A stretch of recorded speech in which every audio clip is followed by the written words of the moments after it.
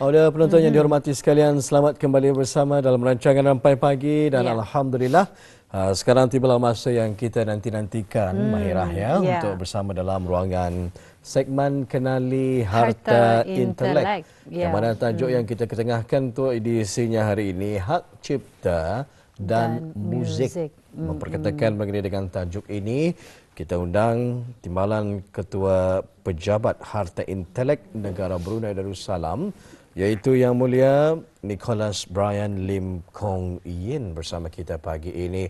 Selamat pagi, Tuan Nicholas. Selamat pagi. Apa khabar pagi ini? Sehat? Oh, kabar baik. Alhamdulillah, gembira mendengarkannya. Sehat saja Tuan Nicholas pagi ini. Jadi selamat datang ke Rampai Pagi sekali lagi. Rasa-rasanya ini bukan kali pertama Tuan Nicholas ya? Ini kali kedua. Kali kedua. Kali pertama bersama Mahirah? Bersama dengan saya. Kali kedua ini saya berkesempatan untuk bersama dengan Tuan Nicholas sekali lagi ni Mahirah ya. Betul, ya.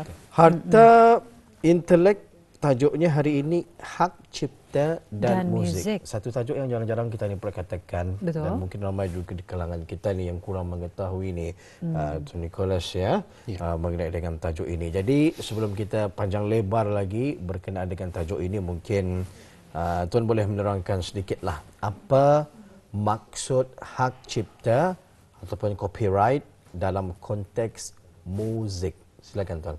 Okey, dalam dunia harta intelek ini ada 4 main harta intelek, iaitu cap dagangan, paten, reka bentuk industri sama hak cipta. So dalam konteks muzik yang paling relevan ialah hak cipta atau yang digelarkan copyright. So hak cipta ni dalam muzik ialah sejenis harta intelek dan hak undang-undang yang melindungi karya muzik asal seperti lirik dan gubahan, iaitu komposisi muzik.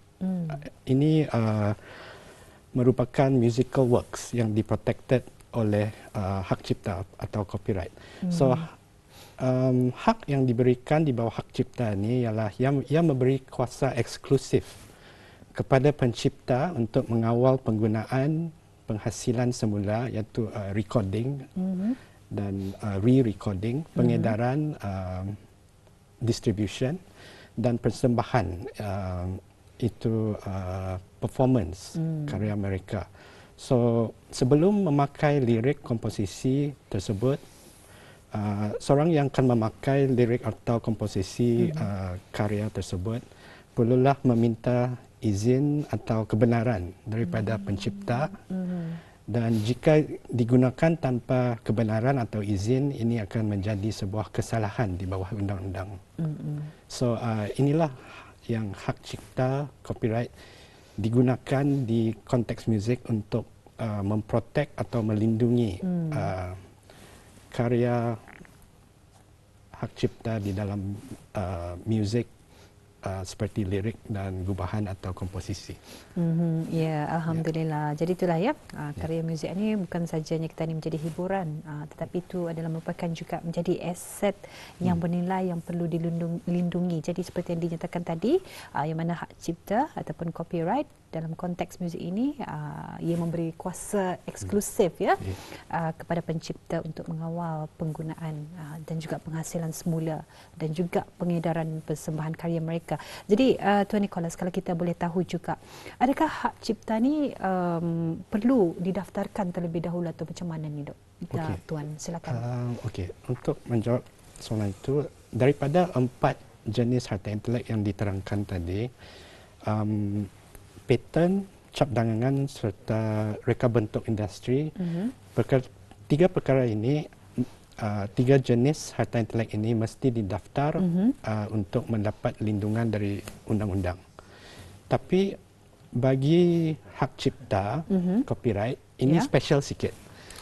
Ini tidak perlu didaftar dan hak ini akan mengikat seterusnya bila karya atau copyright works itu dicipta atau diterbitkan. So untuk hak cipta ia special, ia tidak perlu didaftarkan di pejabat harta intelek Brunei. Ia terus dicipta, terus adanya lindungannya di bawah undang-undang. Okay. So maksudnya by the time saat ia diciptakan lagu itu secara automatik memang ia ada hak ciptanya yang tersendiri. Yes. Tidak perlu didaftarkan. Tidak perlu didaftarkan. So, kalau lagu itu rilis tahun ini, bulan ini, masa ini. So lindungan di bawah undang-undang start dari saat dia dicipta atau diterbitkan. Diterbitkan ya. Okey, baik. Ini yang menjadi satu tanda tanya kepada kita ini ya. Untuk perlindungan hak cipta sebuah karya muzik ini, mungkin Tuan Nicholas boleh berkongsi berapa tempoh perlindungannya, 1 tahun, 2 tahun ataupun 10 tahun macam mana? Okey, untuk hak cipta untuk muzik, di kebanyakan negara termasuk Brunei, hak cipta berlangsung sepanjang hayat pencipta dari tarikh karya itu dicipta dan 50 tahun selepas pencipta itu meninggal. So untuk sepanjang hayat ia dilindungi. Sepanjang hayat kehidupan pencipta plus 50 tahun. Okey. So tempoh ini berbeza mengikut undang-undang tempatan di negeri-negeri lain lah. So di Brunei sepanjang hayat campur 50 tahun. Tapi juga ada di negara-negara yang lain lindungan hak cipta berlangsung sepanjang hayat pencipta dan 70 tahun selepas pencipta meninggal dari tarikh karya itu dicipta. So mengikut negeri yang kita akan melindungi hak cipta bis kita, so ada lain tempohnya, tapi Indah Pelang bezanya banyak, tapi dalam maybe 20 tahun macam itu. Ya, tapi lindungannya memang panjang. Okey. So juga aku akan terangkan memandangkan lindungannya melimpasi hayat pencipta. So hak cipta ini boleh juga benefit atau mendapat keuntungan bukan saja kepada pencipta karya muzik itu tetapi juga warisnya. Okey. Selepas pencipta atau pemegang pemilik sudah meninggal. So ada extra benefitnya. Ia boleh membagi benefit itu kepada warisnya selepas ia meninggal. Memandangkan hak cipta tersebut masih lagi valid selepas 50 tahun ya, kepergian pencipta lagu atau muzik tersebut ya.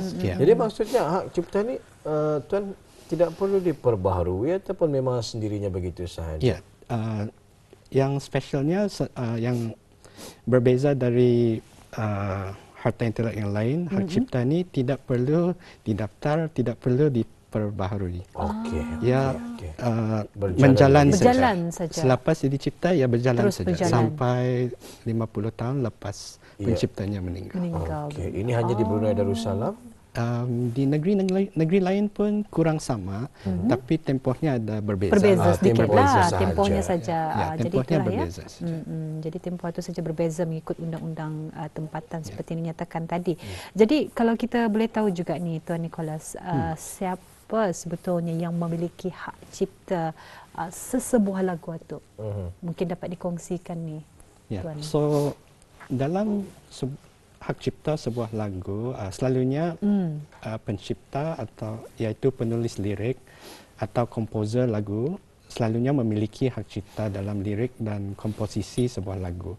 So ia mendapat first right of authorship atau first right of ownership. Ya, first owner, pemilik pertama atau pencipta pertama. So ia di recognize sebagai first author atau first owner. And then selalunya penulis lirik atau komposer ia tidak bekerja perseorangan. Ia selalunya ada penyanyi, ada penerbit, ada studio rakaman. So selalunya penulis lagu ini atau komposer ia akan memasuk kontrak dengan syarikat rakaman atau yang selalunya ada penyanyi-penyanyinya dan atau penerbit dan hak cipta mungkin dikongsi atau dipindah atau diserahkan kepada syarikat rakaman atau penerbit. And perkongsian atau penyerahan ini selalunya melalui sebuah perjanjian pelesenan atau perjanjian penyerahan.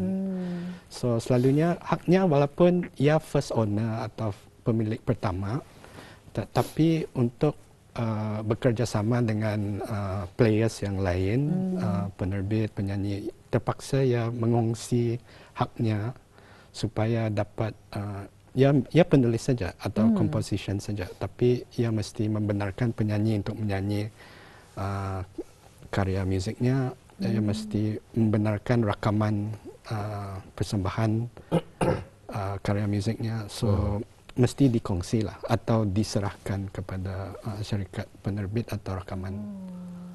Selalunya. Itu dia ya, perbezaan perjanjian pelesenan dan juga sebuah perjanjian penyerahan di Mahirah ya. Betul. Baik, ramai yang mungkin kurang mengetahui mengenai perkara tersebut, tapi mereka yang berada dalam industri musik ini pastinya sudah maklum ya mengenai dengan perkara ini.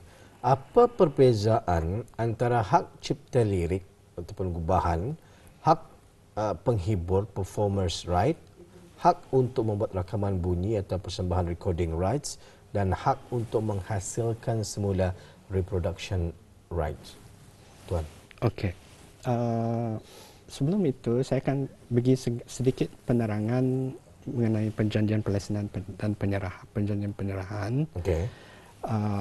Selalunya perjanjian pelesenan hanya memberi kebenaran daripada pemegang hak untuk menggunakan hak cipta, tetapi pemegang hak masih mengekalkan pemeliharaan hak cipta, manakala sebuah perjanjian penyerahan memberikan semua hak milik dalam karya yang dilindungi oleh hak cipta kepada orang lain.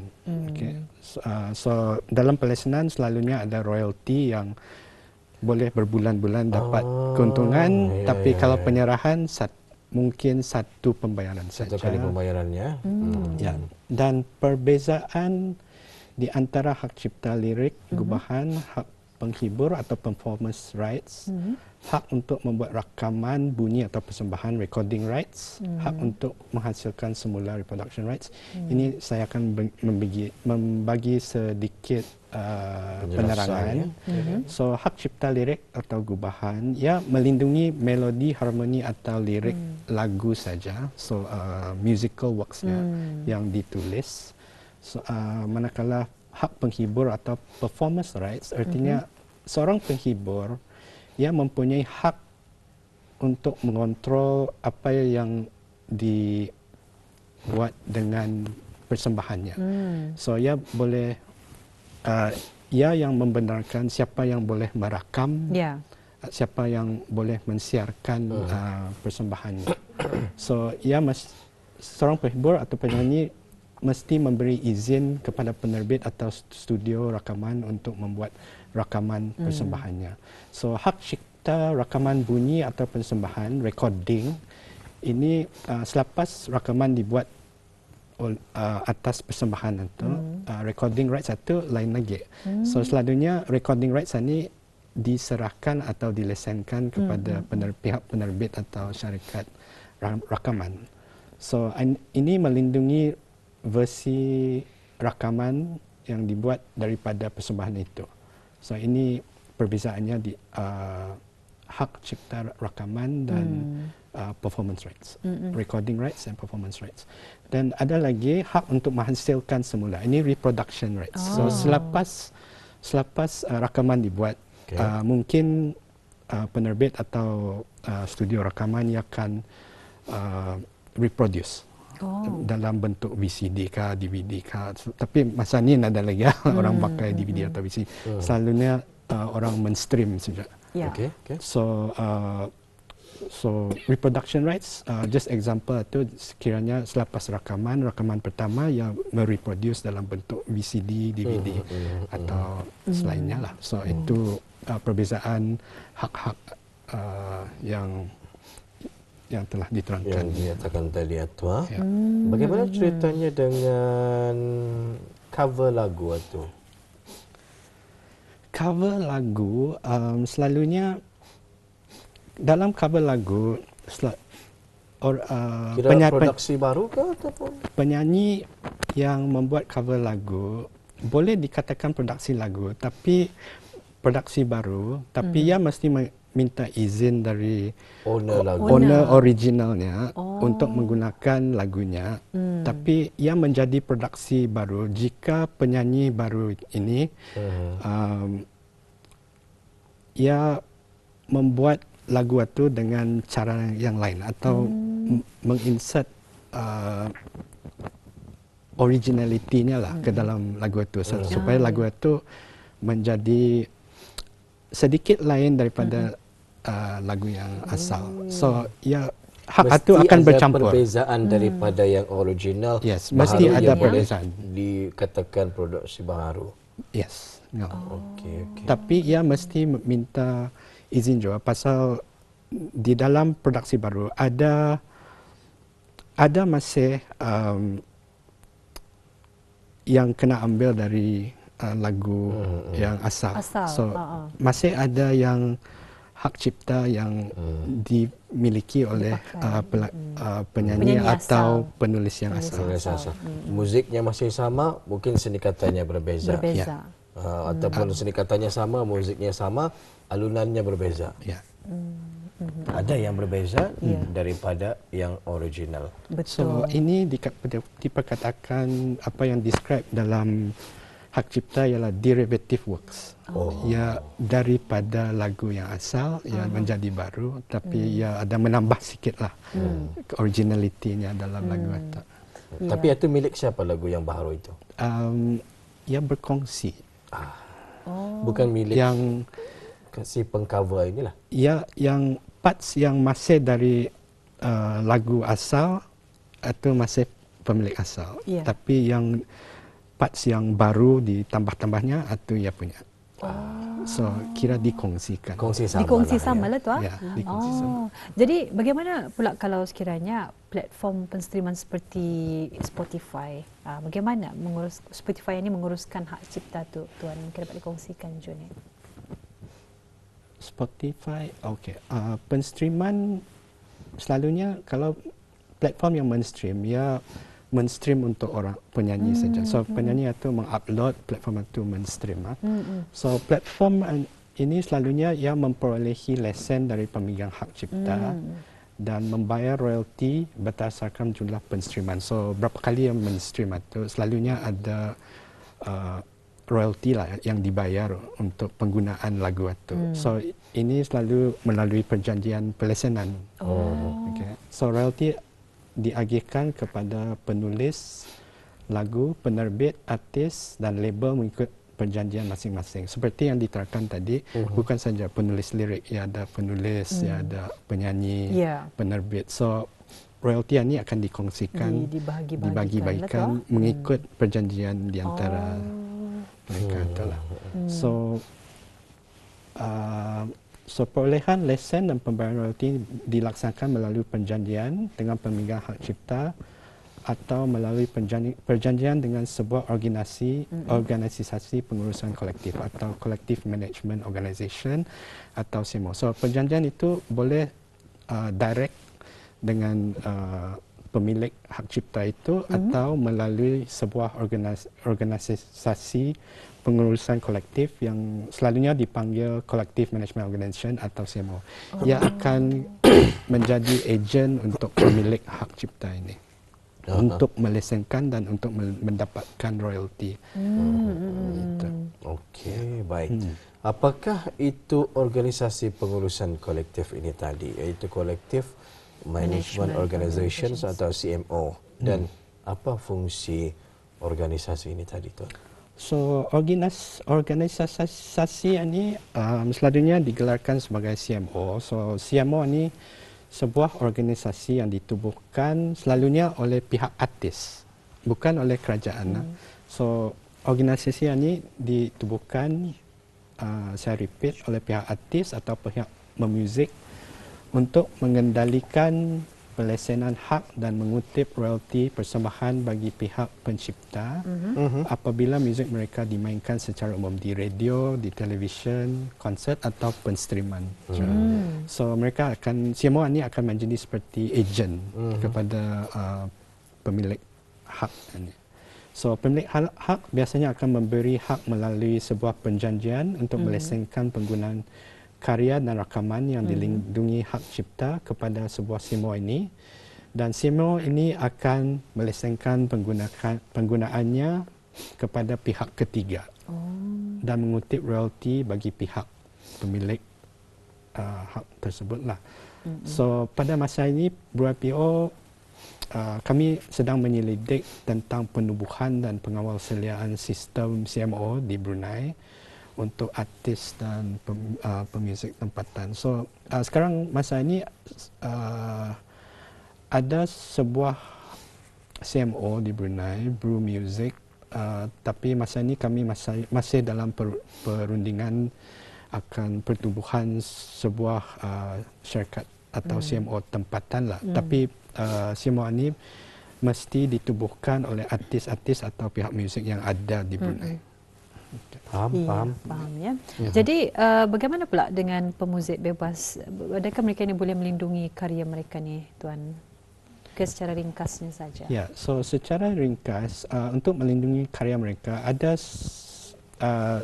satu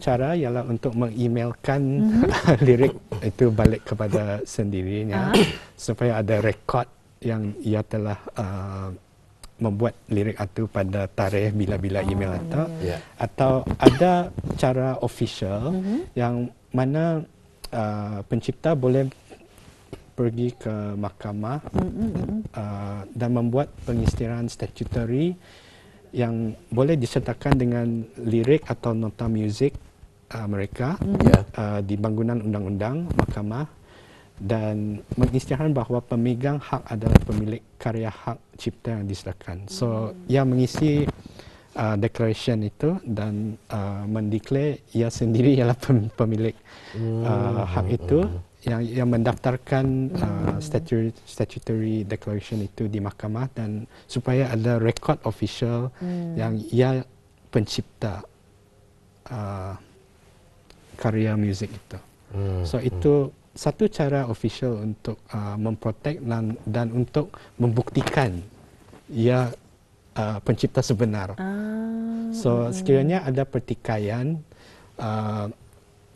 pengisytiharan yang didaftarkan itu boleh menjadi bukti yang ia pencipta sebenar. Baik. Jadi untuk penghujung wawancara kita ini, Tuan Nicholas, ya, mungkin boleh dikongsikan di mana orang ramai boleh mengetahui dengan lebih lanjut lagi mengenai dengan perkara hak cipta ini, dan dia fahamkan akan ada aktiviti yang dijalankan. Kalau boleh sedikit berkongsi sebelum kita berpisah pagi ini, Tuan Nicholas. Okey, untuk pengetahuan orang ramai, maklumat lanjut boleh didapati di laman web kami, BRUIPO, dan di media sosial kami seperti Instagram. So, jadi pastikan anda mengikuti kami di laman sosial dan laman web ini.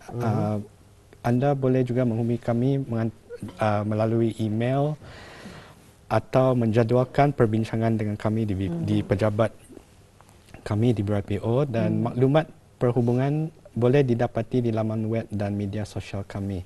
Dan juga untuk sedikit iklan, kami akan mengadakan satu acara Hari Harta Intelek Sedunia pada 26 dan 27 November bulan depan dengan tema Feel the Beat of IP, dalam bahasa rasai rentak harta intelek, yang menyentuh topik muzik dan pemuzik.